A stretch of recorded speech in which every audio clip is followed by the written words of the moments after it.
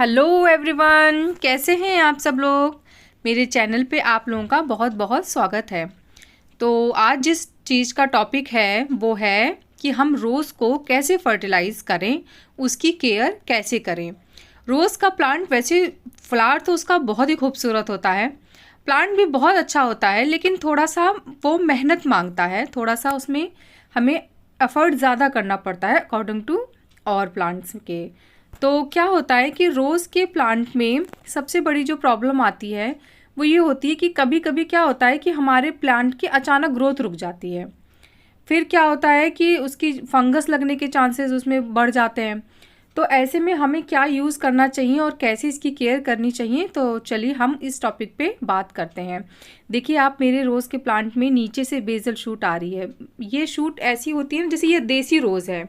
तो देसी रोज़ में कोई भी शूट कहीं से भी निकले उसमें कोई प्रॉब्लम नहीं होती है। देखिए, एक यहाँ से निकली और एक उधर देखिए छोटी सी रेड कलर की दिख रही होगी आपको, वो भी एक निकल रही। इस तरह की जो ब्रांचेस होती है ना, वो निकलना बहुत ज़रूरी होता है रोज़ के लिए, क्योंकि उसमें बहुत हेल्दी फ्लावर आता है और वो ब्रांच भी बहुत हेल्दी होती है। तो अपने रोज़ को फर्टिलाइज़ करने से पहले हमें क्या करना होगा, सबसे पहले हमें अपने प्लांट की अच्छे से मिट्टी की गुड़ाई करनी होगी। तो जो सॉइल होती है ना, देखिए ऊपर से ये कितनी ड्राई लग रही है, लेकिन अंदर से उसमें अभी मॉइस्चर है। तो इस चीज़ का बहुत ध्यान रखना है हमें। जब ऊपर से सॉइल एकदम ड्राई हो जाए तब उसकी बढ़िया से गुड़ाई करनी है हमें। मेरे पास 3 देसी रोज़ के प्लांट हैं और उसमें से ये सारी कलम है। ये भी मैंने कलम से लगाई थी, इसके पहले जो आपने देखा है वो भी कलम ही है, और अभी जो आप देखेंगे वो भी कलम ही है। मैंने सारे प्लांट अपने रोज़ के कलम से ही ग्रो किए हैं और आप देखिए कितने अच्छे से ग्रोथ हो गई है इनकी। तो मैंने अपने तीनों प्लांट में अच्छे से गुड़ाई कर ली है। ये होता है हमारा फर्स्ट स्टेप। इसके चारों तरफ खूब बढ़िया से गुड़ाई जब हम कर लेंगे तो क्या होगा कि एक तो हमारे रूट को एयर मिलेगी बहुत अच्छे से, और दूसरा जो अनवांटेड हमारे ग्रोथ हो जाती है, जैसे मैं तो अपने रोज़ प्लांट की या मैं अपने हर प्लांट की बहुत केयर करती हूँ, बहुत ध्यान रखती हूँ। लेकिन क्या होता है ना कि कुछ लोगों के पास नहीं टाइम होता है तो वो उतनी केयर नहीं कर पाते। तो सॉइल में ना अनवांटेड ग्रोथ हो जाती है, जैसे किसी और कोई और प्लांट घास वगैरह इस तरह की चीज़ें भी ग्रो कर जाती हैं, तो उनको भी हटा देना चाहिए। सारे मिट्टी की अच्छे से गुड़ाई कर लेनी चाहिए और उसके बाद ये जो बड़े बड़े टुकड़े हो गए ना, इनको भी अच्छे से सही कर लीजिए। ये देखिए छोटी छोटी सी ग्रोथ नीचे से आ रही है। ये बहुत अच्छी ग्रोथ जो सॉइल के अंदर से आती है ना देसी रोज़ में, वो बहुत बहुत अच्छी ब्रांच निकलती है और बहुत हैवी फ्लावर आता है उसमें। तो देखिए मैंने अच्छे से अपने सारी मिट्टी को फोड़ के और बढ़िया से बारीक कर लिया है। उसके बाद मेरा काम करने का तरीका थोड़ा सा इसी तरह से है, मैं बहुत बारीकी से काम करती हूँ, तो आप लोग देख ही रहे हैं। तो उसके बाद अब चलिए फर्टिलाइज़र की बात कर लेते हैं। तो सबसे पहले मैंने लिया है इसमें गोबर की खाद। तो गोबर की खाद 1-2 साल पुरानी होनी चाहिए, आप फ्रेश नहीं लेना। अगर आपके पास गोबर की खाद नहीं है तो आप इसमें वर्मी कंपोस्ट भी डाल सकते हैं, या फिर आप आधा वर्मी कंपोस्ट और आधा गोबर की खाद ले सकते हैं। तो मैंने इसमें अपने हाथों से 3 मुट्ठी भर भर के गोबर की खाद ली है और 2 बड़े चम्मच ये मैंने नीम की इसमें खली डाल दी है। उसके बाद फिर मैं इसमें तीसरा फर्टिलाइज़र डालने जा रही हूँ, जो कि है बोन मील। ये देखिए बोन मील लगभग मैंने इसमें 2 चम्मच डाल दिया है। अगर आप बोन मील नहीं डालना चाहते हैं तो आप इसमें ना जो अंडे का वेस्ट होता है चूरा, वो भी डाल सकते हैं, वो भी ठीक होता है। और उसके बाद इन तीनों को अच्छे से मिक्स कर लेना है। मिक्स करना इसलिए ज़रूरी है कि अब हम ऐसे ही डाल देंगे तो पता चला किसी में हमारा जो गोबर की खाद है वो ज़्यादा पड़ गया और किसी में कम पड़ गया, किसी में नीम की खली ज़्यादा पड़ गई, किसी में कम पड़ गई। तो इसलिए इसको अच्छे से मिक्स करना बहुत ज़रूरी है। मिक्स करने के बाद अब क्या करना है, अब हम तीसरा स्टेप करते हैं।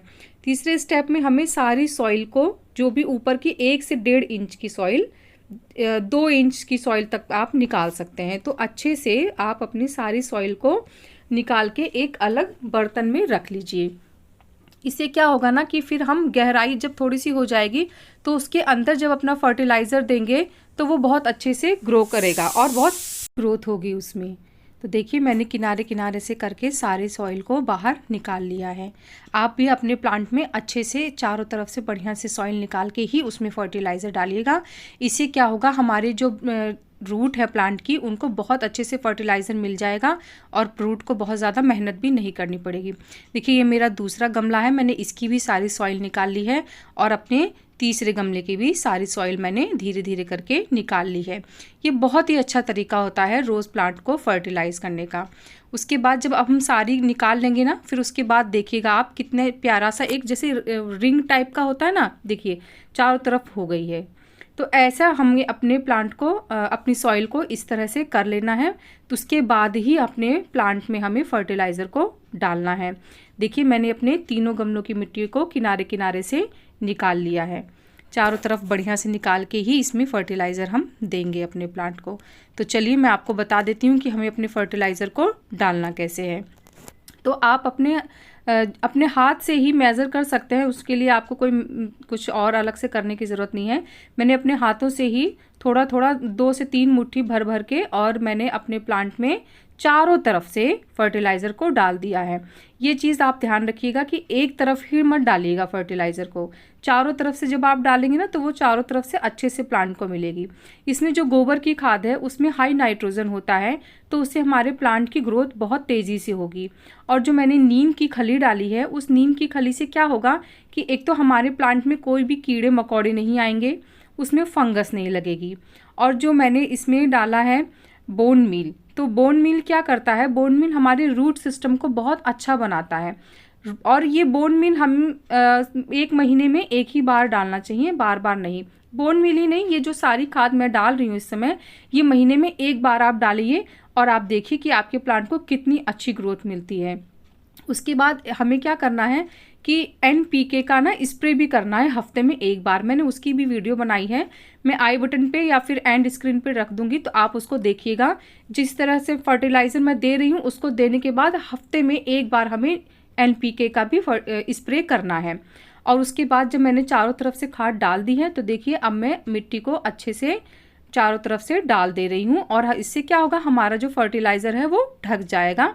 और फिर जब हम इसमें वाटरिंग करेंगे ना, तो वो बहुत अच्छे से इसमें डिज़ोल्व हो जाएगा और अच्छे से ग्रोथ होगी हमारे प्लांट की। वाटरिंग भी खाली वाटर नहीं डालना है, अभी आप देखिएगा आगे चल के मैंने वाटर में भी एक चीज़ डाली है जो हमारे प्लांट के लिए बहुत हेल्दी होती है और बहुत अच्छी होती है। थोड़ा सा ऐसे आप ठोक लीजिएगा हल्के हाथों से, बहुत टाइट हाथों से नहीं पता चला हमारा पॉट ही टूट गया। तो देखिए मैं अब दूसरे प्लांट में भी अपना सॉइल को डाल दे रही हूँ। ऐसे ही डालना है, चारों तरफ से बढ़िया से डाल के अपने सारे फर्टिलाइज़र को ढक दीजिएगा। और जो छोटे बड़े टुकड़े होंगे ना, तो उनको हाथों से आप फोड़ लीजिएगा, तो इससे वो सॉइल में अच्छे से मिक्स हो जाएंगे। अगर कोई प्लास्टिक या कोई भी इस तरह का दिखता है आपको, तो आप उसको हटा दीजिएगा, क्योंकि प्लास्टिक हमारे प्लांट को नुकसान पहुँचा सकती है। तो मैंने इसी तरह तीसरे गमले को भी अच्छे से सॉइल से कवर कर दिया है। तो अब आप देखिए मेरे तीनों गमले बढ़िया से सॉइल से ढक चुके हैं और फर्टिलाइज़र मैंने अच्छे से दे दिया है। अब क्या करना है, ये स्टेप बहुत ज़रूरी है। क्योंकि क्या होता है कि जैसे अब हमने अपने प्लांट को अच्छे से फर्टिलाइज़र दे दिया, पर अब हमारा जो प्लांट फर्टिलाइज़र लेगा, फिर क्या होगा कि ये जो अनवांटेड लीव्स होती हैं, ये सारा खाना हमारे प्लांट का खा लेती हैं। फिर उससे क्या होता है कि जो एनर्जी हमारे प्लांट को चाहिए होती है ना, वो नहीं मिल पाती है। तो जिस भी ब्रांच में आप देखेंगे कि छोटी छोटी ग्रोथ स्टार्ट हो गई है, उसके जो लीव्स हैं उनको हटा दीजिएगा। ये देखिए जैसे वहाँ ऊपर देखिए छोटी सी ग्रोथ है ना, तो उसके नीचे की मैंने लीव हटा दी है, क्योंकि अब हमें उस लीव की ज़रूरत नहीं है। तो इस तरह से जो भी एक्स्ट्रा लीव होगी आप उसको हटा दीजिएगा। या फिर उस लीव में कोई फंगस लगा है या कोई स्पॉट पड़ गया है, तो उसको भी तुरंत हटा दीजिएगा। और उसके बाद इसमें अगर आप कोई ब्रांच कट करते हैं, मैंने तो कोई ब्रांच कट नहीं की, क्योंकि मैं अक्सर ही अपने प्लांट को प्रून करती रहती हूँ। लेकिन अगर आप कोई ब्रांच काटेंगे तो आप उस पर साफ फंगिसाइड का पेस्ट ज़रूर लगा दीजिएगा। इससे क्या होता है ना कि वो डाई बैग की जो प्रॉब्लम होती है ना रोज़ प्लांट में, वो नहीं होगी। और उसके बाद देखिए मैंने धीरे धीरे करके अपने प्लांट्स के जितने भी अनवांटेड लीव्स थे सब हटा दिए हैं। ये देखिए ये भी एक ब्रांच का लीव था, तो उसमें मुझे कुछ ब्लैक स्पॉट टाइप का दिखा, तो मैंने उसको भी तुरंत हटा दिया। अब हमारा प्लांट एकदम रेडी है। ये देखिए कितने सारे लीव हैं। ये देखिए ये रहा वो लीव जो मैंने अभी हटाया था, ब्लैक ब्लैक देखिए किनारे से स्पॉट हो गए ना, ये भी एक फंगस ही होता है प्लांट में। तो अब मैं सारी लीव्स को हटा के अब चलिए हम वाटर करते हैं अपने प्लांट को। तो प्लांट में वाटर डालने के लिए मैंने 2 लीटर पानी में ये जो देख रहे हैं आप, ये क्या है, एप्सम सॉल्ट, 2 चम्मच मैंने एप्सम सॉल्ट 2 लीटर पानी में डाला है। ये हमारे प्लांट की ना जो ग्रीनरी होती है उसके लिए बहुत ही अच्छा होता है। इसमें मैग्नीशियम होता है, मैग्नीशियम सल्फेट, तो वो हमारे प्लांट को बहुत अच्छे से ग्रोथ देता है। तो मैंने इसको अच्छे से मिक्स कर लिया है और मिक्स करने के बाद फिर मैं चारों तरफ से, जिसको कहते हैं ना एकदम नहला देते हैं, ऐसे ही मैं अपने पूरे ही प्लांट को नहला दे रही हूँ। ये बहुत ज़रूरी होता है ना, एक तो जो डस्ट होती है प्लांट की वो सब नीचे बैठ जाती है, और दूसरा जब प्लांट को ना एक हमारा प्लांट एक फ्रेश टाइप का हो जाता है, क्योंकि उसको भी खाद मिली है और उसके बाद उसको पानी देना बहुत ज़रूरी है। अगर हम ऐसे ही छोड़ देंगे तो क्या होगा ना कि जो हमने जो अपने प्लांट को फर्टिलाइज़र दिया है ना वो अच्छे से हमारे सॉइल में मिक्स नहीं होगा, और जब हमने इसमें एप्सम सॉल्ट डाला है ना तो ये और हमारे प्लांट के लिए हेल्दी हो गया है। तो देखिए मैंने अच्छे से अपने सभी प्लांट्स में बढ़िया से पानी दे दिया है। आप पानी देते समय इस चीज़ का ध्यान रखिएगा कि बहुत ज़्यादा पानी मत दीजिएगा कि वो पानी ड्रेनेज हॉल से नीचे निकल जाए, क्योंकि हमने अभी इसको फर्टिलाइज़ किया है। तो फर्टिलाइज़र देने के बाद हमें सिर्फ इतना पानी देना चाहिए कि हमारा सॉइल उसको सोख के अपने अंदर ही रखे, उसको बाहर ना निकाल दे।